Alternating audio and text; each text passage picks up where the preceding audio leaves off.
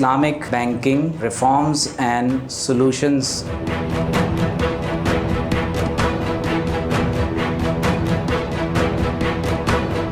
سوال زیر بحث لانا چاہتے ہیں وہ یہ ہے کہ assess and review the current state of Islamic finance operations in the country. اسلامی بینکاری یا اسلام کا اپنا نظام معیشت ہے، اس میں کس قدر پوٹینشیل ہے کہ پورے کنونشنل بینکنگ سسٹم کو ریپلیس کرنے کی اہلیت رکھتا ہے۔ مفتی سید صابر حسین صاحب سے میں گزارش کروں گا جو باتیں ڈاکٹر طاہر منصوری صاحب نے کہی ہیں یا ڈاکٹر محمد ابو بکر صاحب نے کی ہیں تو کائنڈلی اگر آپ اس پر کوئی ریبٹل یا کوئی رسپونڈ آپ اس پر۔ بسم اللہ الرحمن الرحیم، اللہم رب اشرح لی صدری ویسر لی امری واحلل عقدۃ من لسانی یفقہوا قولی۔ مولا صلی وسلم دائما ابدا علی حبیبک خیر الخلق کلہم۔ سب سے پہلے تو میں ڈاکٹر عمیر صدیقی صاحب کا ممنون بھی ہوں اور شکر گزار بھی ہوں کہ انہوں نے دوبارہ اس علمی مجلس کا انعقاد کیا۔ ڈاکٹر طاہر منصوری صاحب ہمارے سینئر بھی ہیں، قابل احترام بھی ہیں، اور ان سے پہلے ڈاکٹر محمد ابو بکر صاحب کی بھی گفتگو ہوئی اور عمیر صدیقی صاحب نے ڈائریکٹ میرے اوپر یہ ذمہ داری لگا لی کہ میں ان لوگوں کو رسپونڈ کروں، لیکن میں چاہوں گا کہ پہلے میں اپنی گفتگو کروں، یہ میرا حق ہے۔ ٹاپک جو ہے Islamic banking reforms and solutions, کوشش یہی ہوگی کہ اس ٹاپک کے اندر رہا جائے۔ یہ ایک سسٹم ہے، کسی ایک طرف سے اگر اس کو کمپلیٹلی ڈینائی کر دیا جائے تو یہ بھی غلط ہے، اور کمپلیٹلی اس کو ایکسیپٹ کیا جائے اور کہا جائے کہ یہ تو دودھ کا دھلا ہے تو میں سمجھتا ہوں کہ یہ بھی درست نہیں ہے۔ سب سے پہلی بات جو ہم سب کے ذہن میں ہونی چاہیے وہ یہ کہ اسلامک بینکنگ کا تعلق معاملات سے ہے، ڈیلنگ سے ہے، عقائد سے نہیں ہے، اور معاملات کے بارے میں یہ اصول ہے کہ اس میں ہمیشہ بہتری کی گنجائش رہتی ہے، اور فقہاء کرام کے درمیان بھی آپ جب مطالعہ کریں ہماری جو بڑی کتابیں ہیں امہات الکتب فقہ کی، تو آپ دیکھیے گا کہ سب سے زیادہ اختلاف معاملات میں ہی ہمیں نظر آتا ہے۔ تو سب سے پہلی بات تو یہ کہ اس میں ہمیشہ بہتری کی گنجائش رہے گی، کسی بھی سطح پر جا کر ہم یہ نہیں کہہ سکیں گے کہ بس یہ اب کمپلیٹ ہے اور اس میں کوئی خامی نہیں ہے۔ جس دن ہم نے یہ کہہ دیا اس کا مطلب ہے کہ اسی دن سے ہم دوبارہ پیچھے کی طرف سفر شروع کر دیں گے۔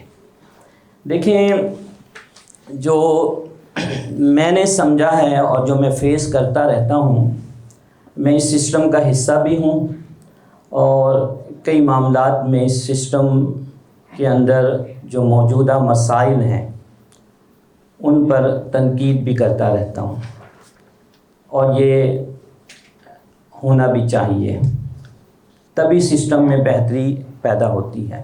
شروع میں ڈاکٹر صاحب نے فرمایا کہ کیا جو وفاقی شرعی عدالت نے فیصلہ دیا کہ اگلے 5 سالوں میں پاکستان میں جو مالیاتی نظام ہے، قطع نظر اس کے کہ اس کا تعلق بینکنگ سے ہے، نان بینکنگ سے ہے، کسی بھی شعبے سے ہے، ڈاکٹر وسیع صاحب نے بھی فرمایا ان سب کو ربا فری کیا جائے۔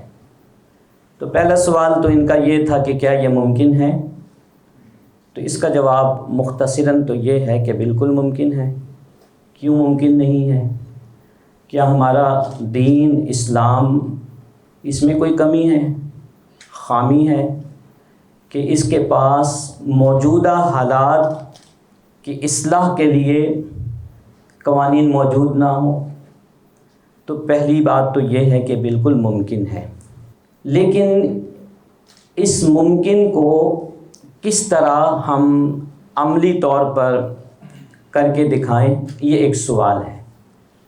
اس کا جواب یہ ہے کہ پاکستان میں جتنے بھی قوانین ہیں میری معلومات کے مطابق میں نے ایم فل میں جو ٹاپک رکھا تھا legal and regulatory issues in Islamic banking system, تو میری معلومات کے مطابق جو سب سے کور اور سب سے اہم ڈاکومنٹ بینکنگ سیکٹر کا ہے وہ ہے BCO 1962، بینکنگ کمپنیز آرڈیننس 1962۔ یہ کمپلیٹلی کنونشنل تھا۔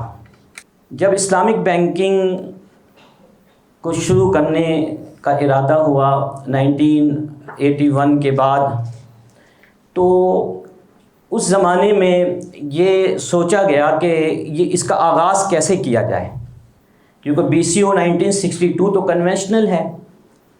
تو پھر وہاں پر اس وقت کے لوگوں نے مل کر، اس میں علماء بھی تھے، قانون دان بھی تھے، ادر اسٹیک ہولڈرز بھی تھے، انہوں نے BCO 1962 کی 3 یا 4 کلازز میں، کتنی میکسیمم 3 یا 4 کلازز میں انہوں نے تھوڑی سی تبدیلی کی، اور اس تبدیلی کے ذریعے سے یہ پورا اسلامک بینکنگ کا اسٹرکچر کھڑا کیا۔ تو سب سے پہلی بات یہ ہے کہ جب آپ 2 یا 3 کلازز کو تبدیل کر کے آپ اتنا بڑا سسٹم، اس کا اسٹرکچر کھڑا کر سکتے ہیں، اگر پورے کنونشنل BCO 1962 کو تبدیل کر دیا جائے اور اس کو، جیسا کہ ہمارا کانسٹیٹیوشن بھی کہتا ہے کہ اسٹیٹ شیل بی eliminate ربا as soon as possible, as early as possible, تو اسٹیٹ کی بھی ذمہ داری ہے کہ سب سے پہلے تو ہمارے قانون کو بدلا جائے۔ ہمارے ملک میں ابھی بھی انٹرسٹ ایکٹ موجود ہے، اس میں اب کوئی دو رائے نہیں رہی۔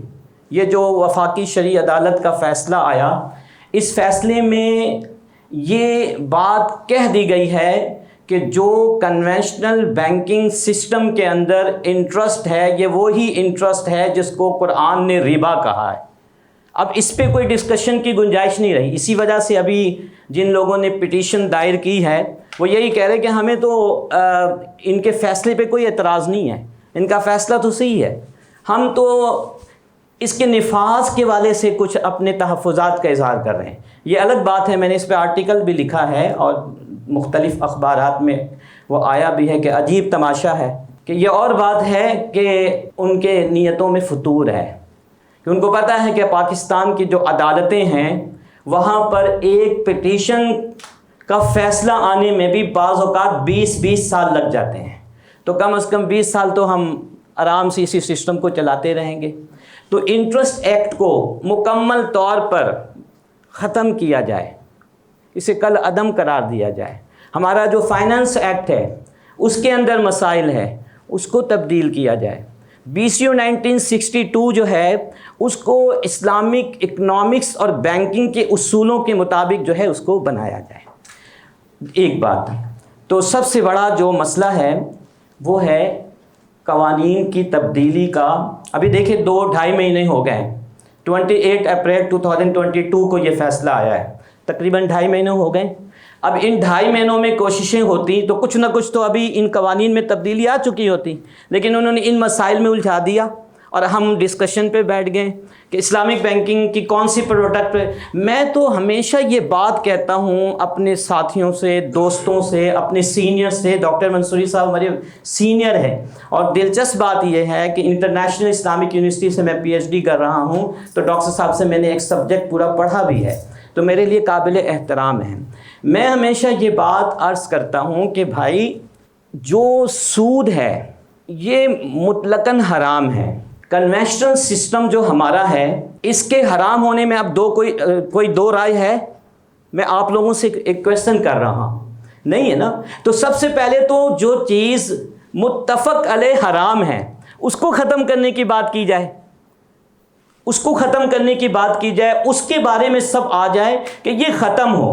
اب بھائی دوسری بات کہ اسلامک بینکنگ کا کیا مسئلہ ہے، جیسا کہ ابوبکر صاحب نے بھی فرمایا، ڈاکٹر طاہر منصوری صاحب نے بھی فرمایا، دونوں کو گفتگو کا جو نچوڑ یہی ہے کہ جو رننگ مشارکہ ہے اس میں ایشوز ہیں، یہی ہے نا؟ دونوں کی گفتگو کا نچوڑ یہ ہے کہ جو کموڈٹی مرابہ ہے اس کے اندر ایشوز ہے، یہی ہے نا؟ اس کا مطلب یہ ہوا کہ اصل مسئلہ یہ دو بڑے مسائل ہیں اسلامک بینکنگ کے. تو باقی جو پروڈکٹس ہیں ان میں اتنی زیادہ تحفظات نہیں ہیں. تو سب سے پہلے تو ہمیں کنونشنل سسٹم کو اسٹرانگلی کنڈم کرنا چاہیے. لیکن مجھے آپ یہ بتائیے کہ ٹاپک تو یہ ہے کہ جو کنونشنل سسٹم ہے اس کو تبدیل کر کے اگلے 5 سالوں میں اسلامائز کیا جائے. مسئلہ تو یہ ہے اور عدالت کا فیصلہ بھی یہی ہے. لیکن ہم نے کیا کیا کہ کنونشنل کی جان چھوڑ کر اسلامک بینکنگ کے پیچھے لگ گئے. ہماری پوری ڈسکشن اس پہ ہو رہی ہے کہ اسلامک بینکنگ میں پروڈکٹ کون سی صحیح ہے, کون سی صحیح نہیں ہے, کس میں تحفظات ہیں, کس میں اعتراضات ہیں, اور وہ لوگ انجوائے کر رہے ہیں. وہ ٹوٹلی انجوائے کر رہے ہیں کہ چلو جی یہ تو آپس میں لڑ پڑیں. میں ہمیشہ اپنے ساتھیوں سے کہتا ہوں, میں آپ کو بتاؤں کہ اگر میں کھلوں تو بہت سارے مسائل سامنے آئیں گے جو میں لڑ رہا ہوتا ہوں سسٹم کے اندر رہ کر, جو میں فائٹ کر رہا ہوتا ہوں. مجھے پتہ ہے مسائل کیا ہے, ان مسائل سے نکلنا بھی ہمیں. لیکن ہم ان لوگوں کو ریلیکس کیوں کریں کہ جن کے بارے میں آپ اور ہم سب ایک ہی رائے رکھتے ہیں کہ وہ حرام کام کر رہے ہیں. تو سب سے پہلی بات تو یہ کہ ہمارے قوانین کو جو ہے بدلوانے کے لیے ہم سب کی طرف سے, تمام اسٹیک ہولڈرز کی طرف سے, صرف اسلامک بینکرز نہیں, ہم سب مسلمان ہیں اور ہم سب کی خواہش یہ ہے, جیسا کہ ابھی انہوں نے ایک بتایا کہ 90% یا مور دین 90% لوگوں نے کہا کہ ہم ربا فری سسٹم کو چاہتے ہیں. تو وہ لوگ کہاں ہیں آج؟ وہ باہر کیوں نہیں نکل رہے ہیں؟ تو قوانین کو سب سے پہلے, پھر یہ جو کموڈٹی مرابحہ ہے یا ان جیسی جو پروڈکٹس ہیں, یقین کریں کہ آج تک کموڈٹی مرابحہ جس ادارے سے میں تعلق رکھتا ہوں اس میں ہم نے شروع نہیں ہونے دیا. ہم نے نہیں شروع ہونے دیا. جہاں پہ میں ہوں, مفتی منیب الرحمان صاحب ہیں, ہم نے نہیں شروع ہونے دیا. ہیلے بہانوں سے اس کو روک رہے ہیں, ہم پہ پریشر بھی آتا ہے. ابھی بھی جائیے ہمارے ویب سائٹ پہ جائیے, M C B Islamic bank کی ویب سائٹ پہ, اس پہ ڈسکلیمر لگا ہوا ہے کہ ایم سی بی بینک نے جو پٹیشن دائر کیا ہے اس سے ہمارا کوئی تعلق نہیں. آپ بتائیے کہ یہ کوئی آسان کام ہے؟ بات یہ ہے کہ پہلے تو ہم کنونشنل سسٹم کی بھرپور مخالفت کریں, ان کو ہائی لائٹ کریں. مسئلہ یہ نہیں ہے کہ اسلامک بینکنگ میں کیا ایشوز ہے وہ بھی ہم دیکھ لیں گے, وہ سیکنڈ اسٹیپ ہے. وہ پھر آئیں, پھر اس کو, پھر پرابلم کیا ہے آپشنز کا. پرابلم آپشنز کا ہے. جب آپ 2 آپشنز دیتے ہیں, اور آپشنز بھی کیا ہے, ایک دوسرے کا بالکل مخالف, کہ ایک طرف آپ قطع نظر اس کے کہ میں اعتراض کو, تحفظات کو ایک طرف رکھ کے, کہ ایک طرف آپ اسلامک سسٹم دے رہے ہیں اور دوسری طرف آپ کنونشنل سسٹم دے رہے ہیں. 2 آپشنز ہو گئے. تو چونکہ ہم کیپٹلسٹ مائنڈ ہو چکے ہیں تو ہم سب سے پہلے پروفٹ کی بات کرتے ہیں. ہمارے پاس بھی ایسے لوگ آتے ہیں جو آ کر کہتے ہیں جی مفتی صاحب ہمارے پاس 20 لاکھ روپے پڑے ہوئے ہیں, فرض کریں, تو ہم کسی اسلامی بینک پہ رکھوانا چاہتے ہیں تاکہ ہمیں حلال منافع ملے. تو ہم کہتے رکھوا لیں, کنفرم نہیں ملے گا. ڈاکٹر صاحب نے فرمایا کہ وہاں پر ایکسپیکٹڈ کا مطلب کنفرم ہے. تو میں اس بات سے متفق نہیں ہوں مکمل طور پر. کہیں ہو بھی سکتا ہے, ریورس انجینئرنگ, فائنینشیل انجینئرنگ کا پورا کانسیپٹ ہے ہمارے یہاں, لیکن یہ زیادتی ہوگی تھوڑے بہت متفق سسٹم کے ساتھ. بالکل, میں نے ابھی یہ بات کی ہے کہ یہ ایک سسٹم ہے. حضور والا, اگر آپ اسلامک بینکنگ کی بات کرتے ہیں تو میں کہتا ہوں کہ آپ اسکول چلا رہے ہیں, بتائیے آپ کے اسکول کے اندر کتنے کام شریعہ کے مطابق ہو رہے ہیں؟ کیا آپ کو اپنے اسکول کے معاملات چلانے کے لیے لوگوں کو رشوت نہیں دینی پڑ رہی ہے؟